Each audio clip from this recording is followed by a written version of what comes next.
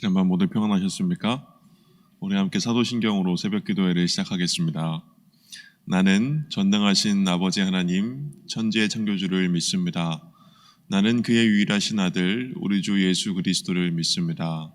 그는 성령으로 잉태되어 동정녀 마리아에게서 나시고 본디오 빌라도에게 고난을 받아 십자가에 못 박혀 죽으시고 장사된 지 사흘 만에 죽은 자 가운데서 다시 살아나셨으며 하늘에 오르시어 전능하신 아버지 하나님 우편에 앉아 계시다가 거기로부터 살아있는 자와 죽은 자를 심판하러 오십니다.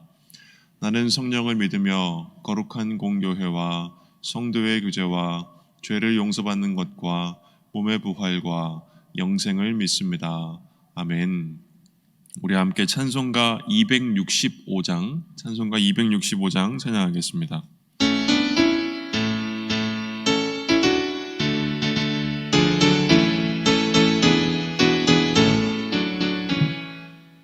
주 십자가를 지심으로 죄인을 구속하셨으니 그 피를 보고 믿는 자는 주님의 진노 면하겠네. 내가 그 피를 유월절 그 양의 피를 볼 때에 내가 널 넘어서 가리라. 흉악한 죄인 괴수라도 예수는 능히 구원하네. 온몸을 피에 담글 때에 주님의 진노 면하겠네. 내가 그 피를 유월절 그 양의 피를 볼 때에 내가 널 넘어서 가리라.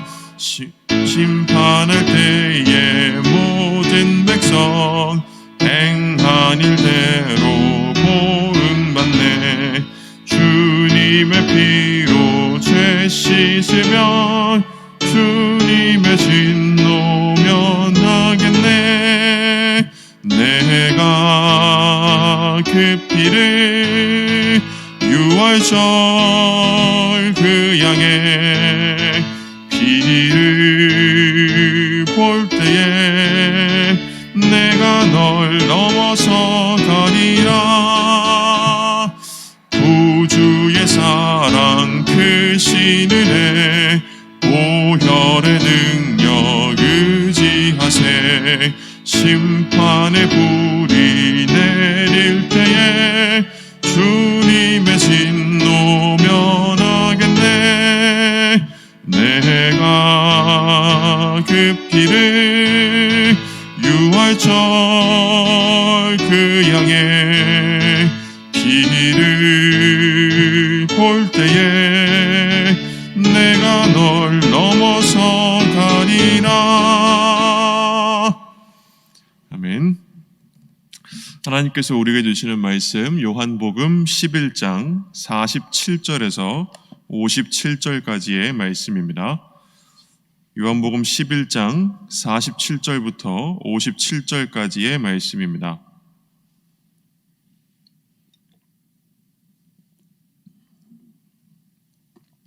하나님의 말씀 요한복음 11장 47절에서 57절까지의 말씀을 우리 함께 읽겠습니다.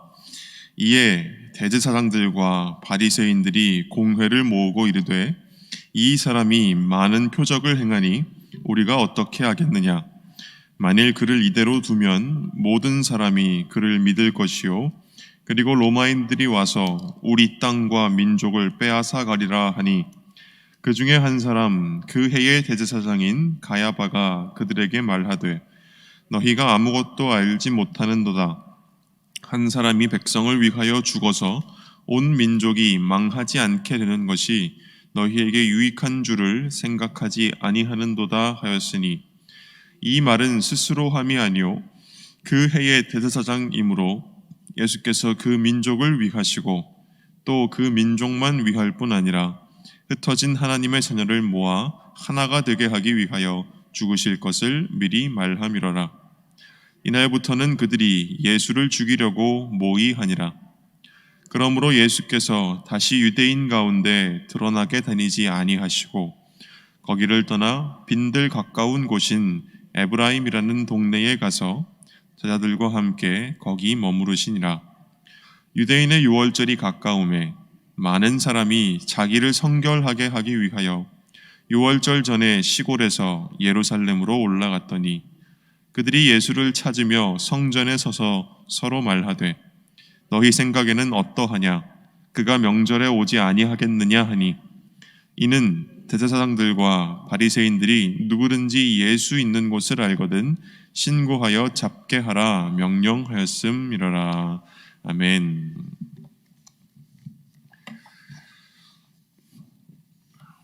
우리가 어제까지 예수님께서 나사로를 죽음에서 불러내어 소생시키신 표적을 일으키셨음을 우리는 보았습니다. 이 표적을 예수가 일으켰다는 사실을 그것을 목격한 사람들 중에 어떤 사람들이 바리새인들에게 알렸습니다. 그리하여 오늘 본문 말씀은 처음 볼 때에 대제사장들과 바리새인들이 산헤드린 공회라는 것을 소집하였다라고 합니다. 산헤드린 공회라고 하는 것은 당시 유대인들의 정치적이고 법적이고 종교적인 최고 기관이었는데 이 공회에서 그들은 예수에 대한 처분을 우리가 어떻게 할 것이냐 하는 것을 의논합니다. 이들의 염려는 단 한 가지였습니다. 예수가 일으키는 소동이 민족 전체로 퍼질지도 모른다는 것이었습니다. 오늘 본문 말씀 48절입니다. 이 사람이 많은 표적을 행하니 우리가 어떻게 하겠느냐? 만일 그를 이대로 두면 모든 사람이 그를 믿을 것이요 그리고 로마인들이 와서 우리의 땅과 민족을 빼앗아 가리라. 예수께서 하시는 저 놀라운 표적들을 보고 그래서 모든 유대인들이 놀라워하며 결국 그를 다 믿게 되고 그래서 그를 메시아이자 왕으로 추대하여서 로마가 볼 때에 저들이 반역을 일으키겠구나 라는 생각이라도 들게 되면 당대 지중해 세계를 제패하고 있었던 저 거대한 대제국 로마가 분노하여서 압도적인 군사력으로 유대 민족과 그들의 땅을 산산조각 낼 것이다 라는 말이었던 것입니다. 그래서 당시의 대제사장이었던 가야바라는 사람이 말합니다. 오늘 본문 말씀 49절에서 50절을 봅니다. 그는 이렇게 이야기합니다. 너희가 아무것도 알지 못하는도다. 한 사람이 백성을 위하여 죽어서 온 민족이 망하지 않게 되는 것이 너희에게 유익한 줄을 생각하지 아니하는도다. 무슨 말입니까? 로마의 심기를 건드리지 않기 위해서 우리가 예수를 죽여야 하겠다라는 것입니다. 그래서 그들은 결국 예수를 죽이기로 결의합니다. 우리가 오늘 본문 말씀에서 만나고 있는 이 유대 지도자들은 어떤 사람들입니까? 그들은 예수께서 일으키시는 표적을 통해서 드러나는 하나님의 영광을 보지 못하고 있는 사람들입니다.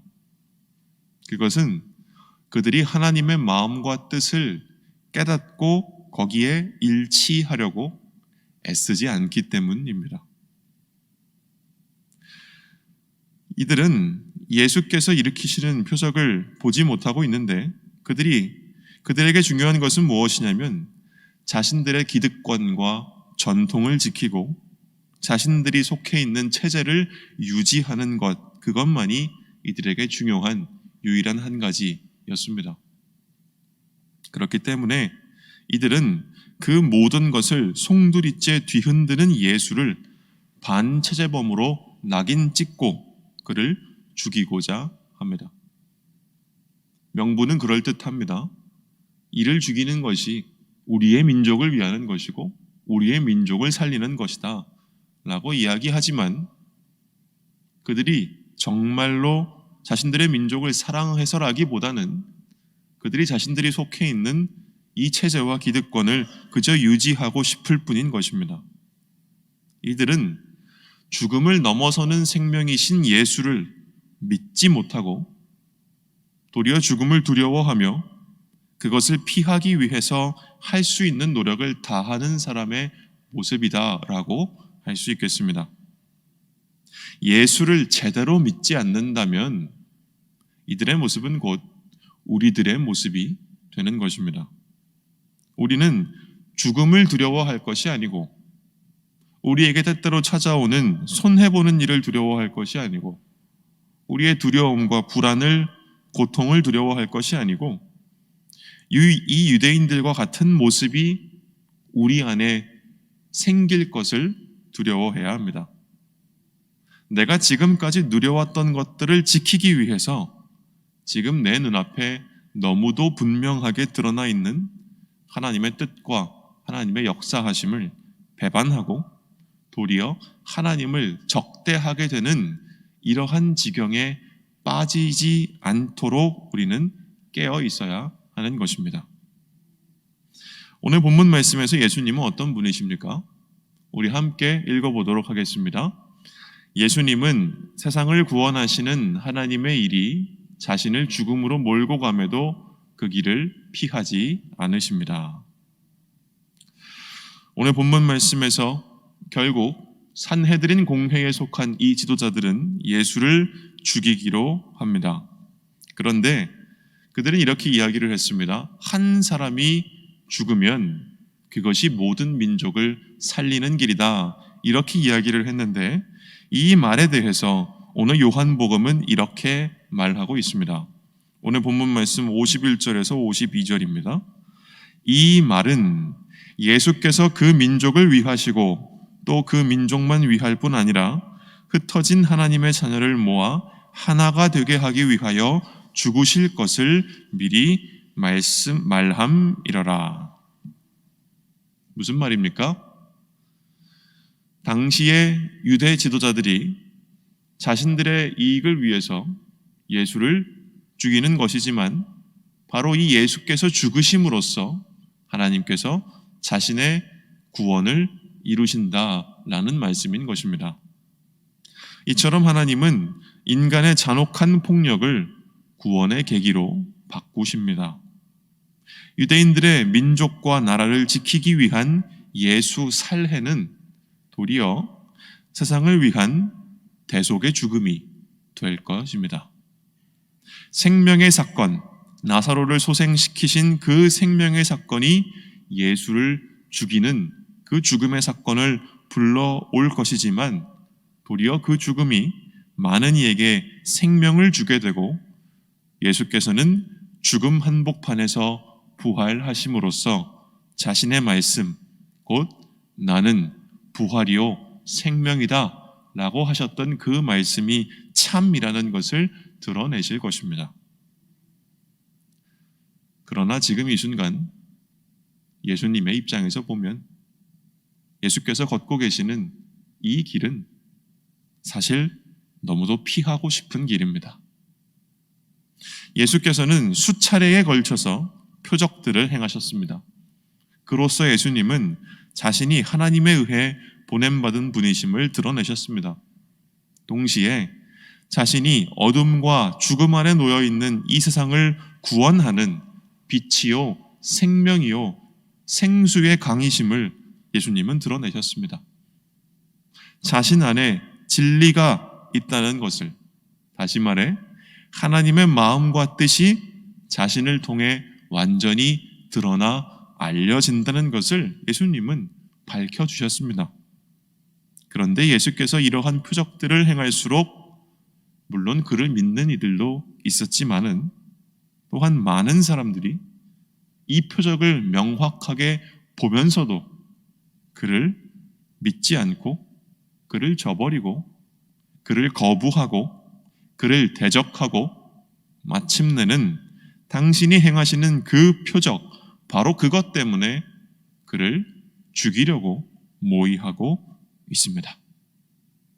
이 얼마나 외롭고 무섭고 불안하고 힘들고 피곤하고 괴로운 일이라는 말입니까?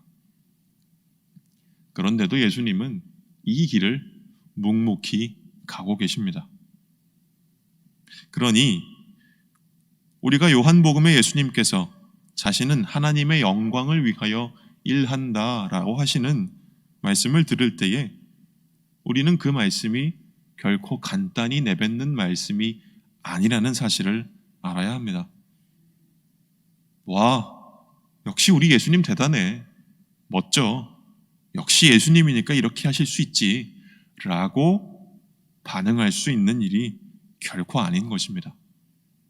그것은 예수께서 하시는 바로 그 일들이 너무도 빠르고 확실하게 예수를 죽음으로 몰고 가고 있음에도 불구하고 예수께서 그 길을 피하지 않고 걷고 계시기 때문입니다.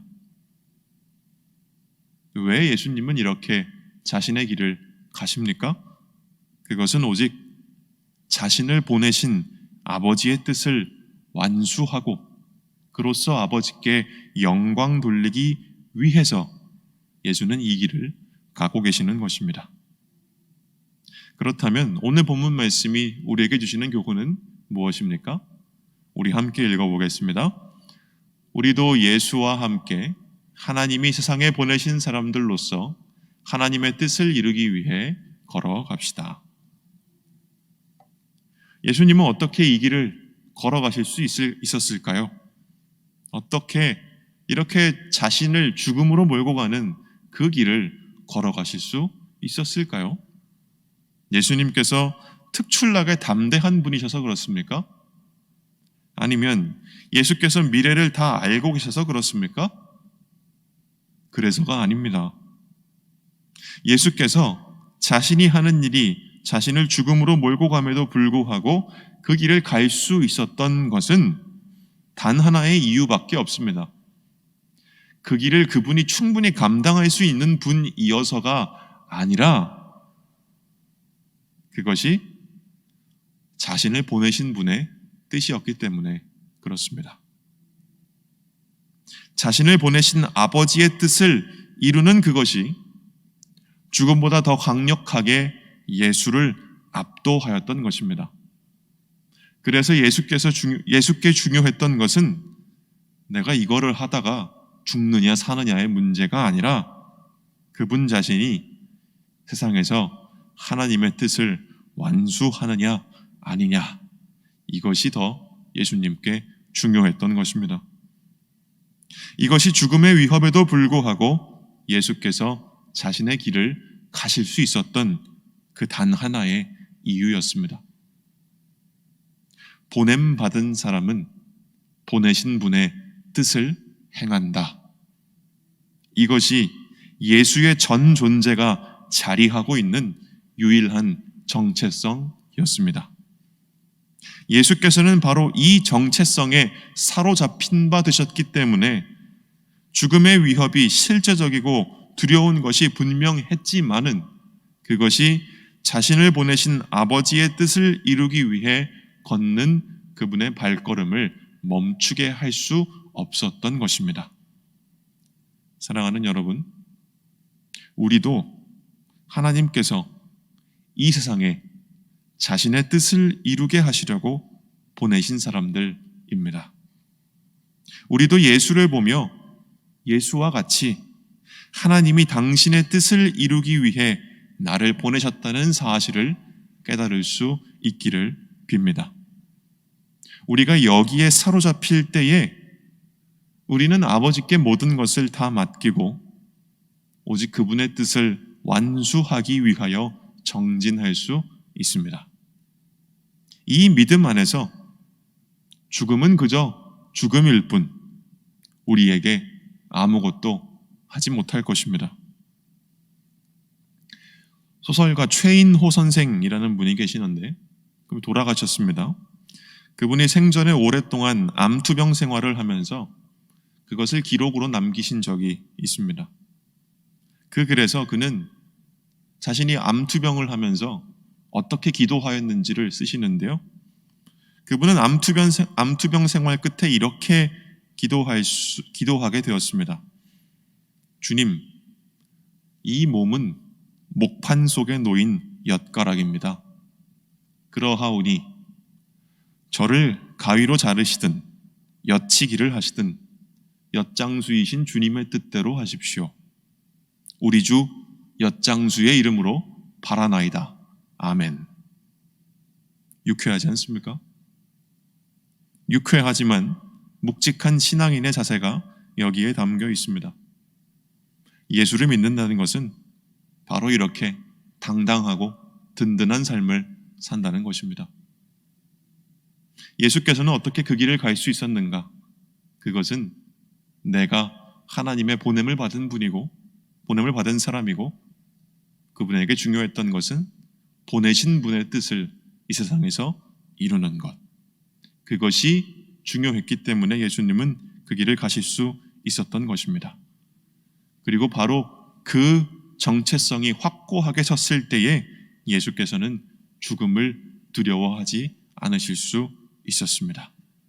우리 주님께서 우리를 이렇게 멋진 삶으로 부르고 계십니다.